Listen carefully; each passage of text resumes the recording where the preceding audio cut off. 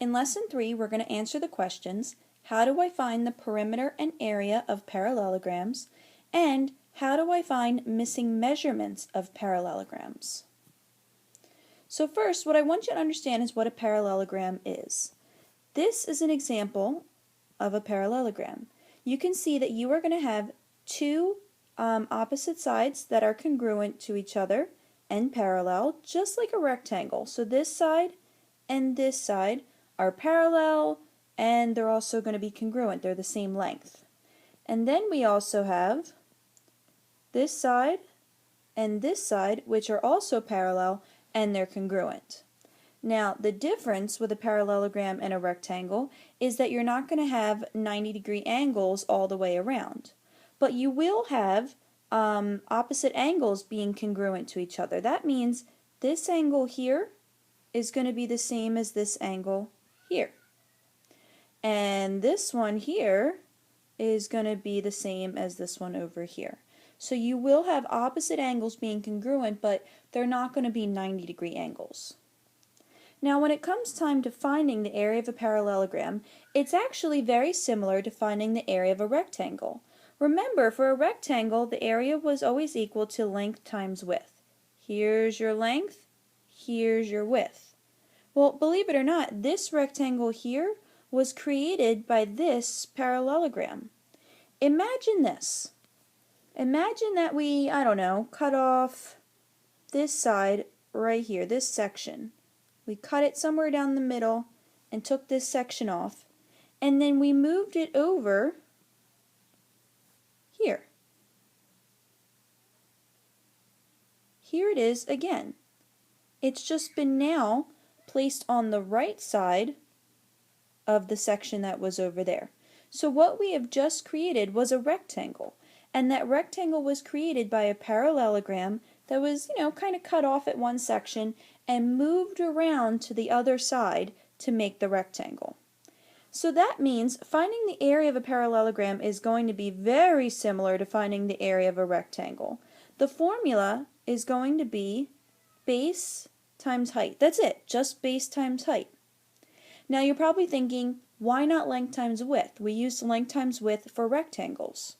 Well, we need to use base and height because you must remember that base and height are always going to be perpendicular to each other. That's so important to remember. Base and height will always be perpendicular. So let's say I was going to find the area of this rectangle. I've got a base of, let's see, 10. I've got a height of 3, and let's call this diagonal part 4. Well, what would you use to find the area of this rectangle? I'm assuming you would do 10 times 3. And that would give you an area of 30. Well, over here on the parallelogram, we have those same measurements. This is 10, that slanted side is 4, and the height is 3. That doesn't mean that you would do 10 times 4. You're still going to do 10 times 3 because you must remember that base and height are always perpendicular. So this is our base, this is our height because they form that 90-degree angle. I'm not going to use the 4. I don't want the slanted side to be part of my formula for finding the area. So once again, I would have to do 10 times 3 base times height, which gives me 30. So you must remember finding the area of a parallelogram is multiplying base and height, which are always perpendicular to each other. Now, in your on your formula sheet, the area for a parallelogram, the formula for it is at the bottom, and you can see again they use base and height. And notice that the base is obviously at the bottom. The height is the one, you usually see it with a dotted line because it's showing how it's intersecting the base at a perpendicular intersection. That's so important. Now if you look at your workbook, you can see on workbook page 51 we have a really crazy parallelogram. This is Erica's parallelogram.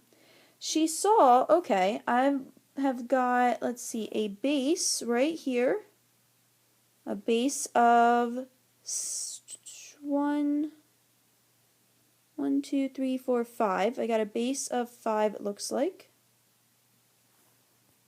But the height, it's kind of hard to pick out the height because I'm trying to figure out where I could put, that perpendicular intersection. I can't do it here because then it really wouldn't be intersecting with the base. I couldn't do it here because then it wouldn't really be intersecting with this base up here. This one's tricky because I can't seem to figure out where that perpendicular intersection would go to form the height. So this was Erica's strategy. What she did was she actually turned it into one big rectangle. And you can see that she did that right here. Alright, so first she found the area of the rectangle. Pretty simple, right? Base times height. So we know that this is 11 down here. From here all the way across is 11. And from here up is 2. So 11 times 2 would give you 22. That's the area of the rectangle. Then, the next step that she did was she wanted to figure out the area of these two right triangles. Because if she knew the area of those two right triangles, she could subtract out that area, get rid of it, so that all that would be left would be the parallelogram that we originally started with. So let's see. We have a height of 2, and it looks like a base of 6 for both of them. Both of them are exactly the same, height of 2, base of 6. So here is what she did. She did 1/2 times 6 times 2, which would give her the area of one triangle, but she also multiplied it by 2 because we're not just talking about one triangle, we're talking about 2. So whichever order you want to do this, one triangle is going to have an area of 6, meaning both triangles will have an area of 12. So now we've got the area of the rectangle. We've got the area of the two triangles, and then we can subtract them to figure out, well, what's left over, right? That white section. 22 minus the 12, the two blue triangles, and all that's left is the 10. The 10, in this case, centimeters squared for the parallelogram. Now that seems like a lot of work. It's definitely doable, but it does seem like a lot of work. There is another option. Something else that you could do could be, using that formula, base times height, and you can draw a height to an extension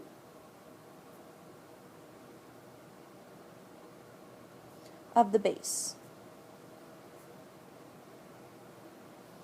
So let me just give you an example of what that would look like. And we can kind of use one of our triangles to help us. So here's our parallelogram. We know the base for sure is 5. There's no doubt about it. But what if we were to extend our base out with this dashed line here and add another dashed line out here, and you can see that from this extended base to the top of the other base, it's 2. There's a height of 2. So you could do 5 times 2 and get your 10. And I'll give you some more examples of that. Alright, this is the bottom of page 51. Number 2 is pretty basic. You can definitely find the area of this parallelogram by identifying the height, which would probably be right about here. I can draw my perpendicular intersection here with my base. My base is 6, my height is 4, and that would mean I would have to do 6 times 4, which would give me 24 centimeters squared. Okay? Now over here, this is the hard part because I can't draw I can't draw a height there because that's not really intersecting both of my bases. Remember, I have two bases here. You could look at the top, you could look at the bottom. It works here, it's just not working up here. So that's not going to work. I could try drawing it here, but that's not going to work. I'm not forming that 90-degree intersection with my bases. So instead, what I might want to do is draw a dotted line out from one of the bases, and then draw an extension from that dotted line, and you'll be able to better pick out the height. The height in this case, from the top here to the bottom, is 3. And of course the base, the original base, I'm not counting the dotted line part, I'm not worried about that extension. The original base is 4 centimeters long. So that means I would have to do 3 times 4, which would give me 12 square centimeters for the area of that parallelogram.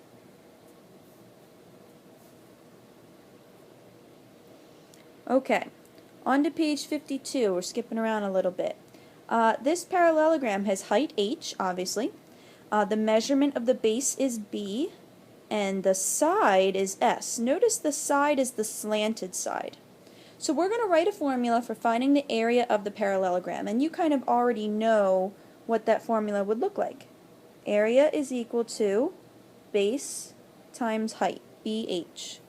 Always using the base and the height, which intersect to form that 90-degree angle. No matter which base you're looking at, that height intersects them to form that 90-degree angle. Then it says, what measurement is not used for finding the area? Well, the one that we did not use was the slanted side. We did not use S. Now write a formula to find the perimeter of the parallelogram. Well, this is different. Remember, area was inside. Perimeter was the outside. That means I would need to know base plus the slanted side plus the other base plus the other slanted side. So it would be B plus S plus B plus S. Or, because I've got, 2 bases, I could do 2 times B. And I've got 2 slanted sides, so I could do 2 times S. So I could write it that way as well. What measurement shown is not used for finding the perimeter? Well, in this case, H. We never used the height. The height was not used for finding the perimeter. We only used the height for finding area.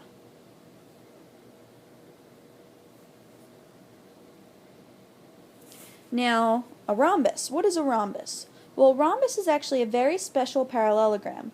It's special because it has all the sides being of the same length. So these are some examples of rhombi, meaning you've got, this parallelogram here, or this rhombus, every side is 3 centimeters. This one here, every side is 17. So those are examples of what a rhombus looks like. Now, looking at workbook page 53, we're just going to do 2 together. It says place a check mark next to each rhombus, then find the perimeter and the area of each figure. So first we're going to see if it's a rhombus or not, and then we're going to go ahead and find the perimeter and area. So looking at number 9, let's see, if this is 6, if this side is 6, well, I know that this is also 6. And if this slanted side down here is 6, well, I know this slanted side down here is, up here is also 6. So guess what? Number 9 is a rhombus, for sure. Now, let's look at the area. Remember, area is equal to base times height. Our base here and our height must be perpendicular. I can't stress that enough. You have to look for the 2 measurements that intersect to form a 90-degree angle, which means I would probably use maybe this 6 and this 5, or maybe this 6 and that 5, doesn't matter. I would have to do 6 times 5, and that would give me 30 square centimeters. Now the perimeter, that's the one where I have to add up all those outer edges. So I would do, well, I could do 6 plus 6 plus 6 plus 6, because remember, all the outside edges are 6. It's a rhombus. Or, because I've got 4 6s, I could just do 4 times 6. Either way, I'm going to get 24 centimeters for my perimeter. Now moving on to number 10. Let's see. If this side is 7, I know that this side is 7. And if this side is 4, then I know this side is also 4. So because I've got different measurements, I've got 2 7s, 2 4s, but not every side is 7, not every side is 4, so I know that this is not a rhombus. Now I'm ready to find the area. So I need my base and my height, which are going to form that perpendicular intersection, that 90-degree angle. So I'm going to use one of the 7s, and it really doesn't matter which one. I could use this 7, or I could use this 7. And then I'm going to use this 3 here because the 7 and the 3 intersect to form that 90-degree angle there, and you can see it with the box. So area is 7 times 3, which is 21 squared centimeters. As for perimeter, remember perimeter is all the outside edges, so I would need to add up 7 plus 4 plus 7 plus 4. So I want to use the 4s for the perimeter. Or remember, I could do 2 times 7 and 2 times 4. That's another option. And let's see, that would give me, 14 plus 8, 22 centimeters.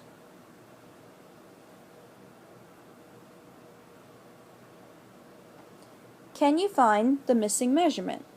Well, remember, a parallelogram is similar to a rectangle, right? And the formulas were very similar.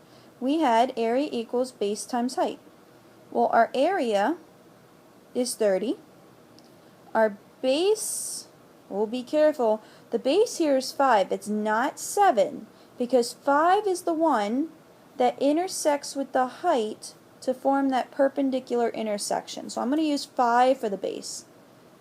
The height is the one that's missing. So 5 times what number gives you 30? Or 30 divided by 5 gives you what number? In this case, the height, the missing height, must be 6 feet.